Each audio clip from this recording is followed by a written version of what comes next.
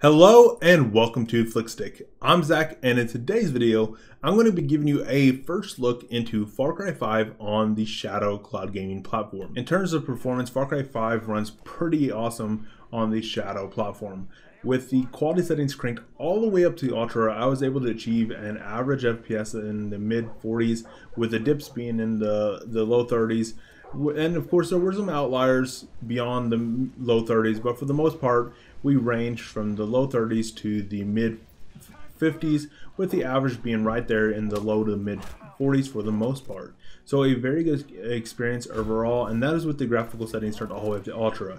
And since this is a single player experience, and I'm not playing against other players, I'm just playing against the AI, I was perfectly fine to not exactly have that 1080p 60 FPS experience, and to sacrifice a little bit of my FPS in terms of graphical fidelity for a single player game. And by doing that, you will have a fantastic looking experience. Far Cry 5, if you're able to run it with all the settings cranked up to Ultra, is amazing. It is made by Crytek, of course, and so they're kind of known for graphics. They make the Crysis series and the Far Cry series, so they're kind of, you know, one of the guys that are in the forefront of high fidelity graphics. And it definitely shows with Far Cry 5. There's a lot of cool effects.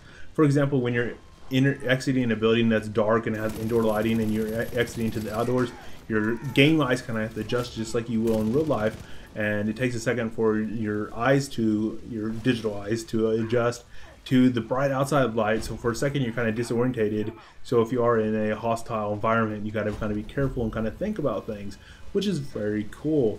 So just having that extra level of detail, I think is really worth it.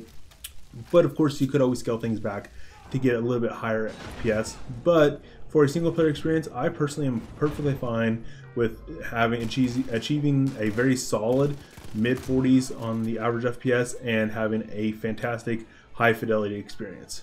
I believe that Far Cry 5 is a great fit for cloud gaming, in part due to the fact that the single player experience is such a focus for Far Cry 5, and in my experience, for most games, the single player experience is a little bit less affected by latency. So the single player experience is fantastic.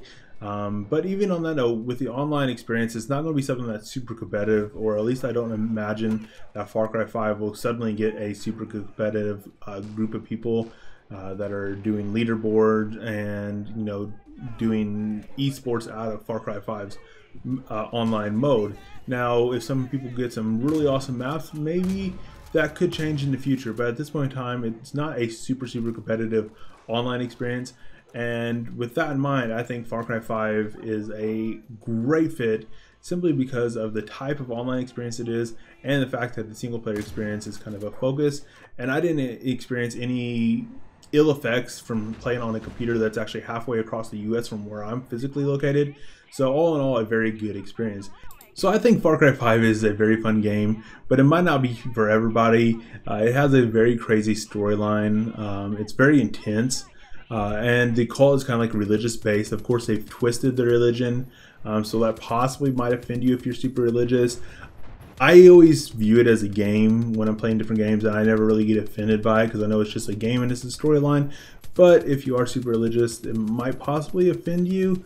But of course, it's just a twist, and that's how cults work. They kind of take one thing and they kind of twist it and make fanatics out of it. So I think it's a good storyline. It is very crazy, and it's a very intense game.